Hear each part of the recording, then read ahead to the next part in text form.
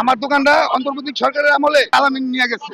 এই ভূমি অফিসটা সবচাইতে দুর্নীতির একটা আঁকড়া। ব্রিজের সাথে 5টা দোকান বেচছে 13 লাখ টাকা সরকারি জায়গায় মাছ বাজারের ভিতরে তো কর্তৃপক্ষ আমাকে দোকানটা দিয়েছিল বাজার কমিটি আগে, সরকার পতন হওয়ার পরে আলামিন দিয়ে আমার দোকান দখল করে নিয়ে গেছে। আমার confidence দোকান।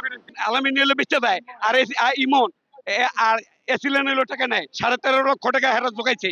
আর একটা পাকা করতেছে তারা বেচছে 2,80,000 টাকা 2,70,000 করে এবং 5টা দোকান বেচছে।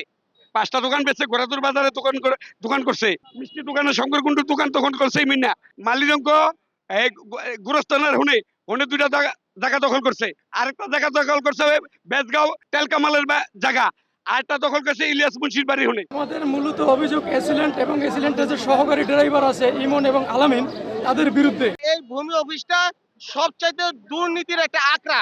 আলামিন আমাদের হুমকি দেয় যে টাকা না দিয়া ব্যবসা কিভাবে করো আমরা দেখে দিব। এখন দেখেন মাহান্দাটা বাংলাদেশের সব জায়গায় চলে, কোন জায়গায় মাহান্দা বন্ধ না, কিন্তু আমাদের জন্য বন্ধ।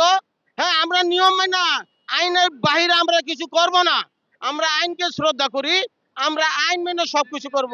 আমরা টিউনু সাহেবের সাথে কথা বলছি, টিউনু সাহেবের আমরা কাগজপত্র জমা দিছি, আমাদের বৈধ রিসিট সবকিছু দিছি, বলছি আপনারা যাচাই বাছাই করেন, সবকিছু করেন।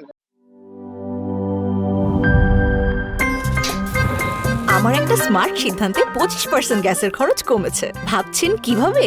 সাধারণ গ্যাস স্টোভ বদলে আমি এনেছি আরএফএল গ্যাস স্টোভ। এর সাইন্টিফিক নজল ও ব্রাস বার্নার ক্যাপ সমানভাবে তাপ ছড়িয়ে রান্না করে দ্রুত, তাই গ্যাসও বাঁচায় 25%, টাকাও বাঁচে 25%। আরএফএল গ্যাস স্টোভ নিরাপদ ও গ্যাস সাশ্রয়ী।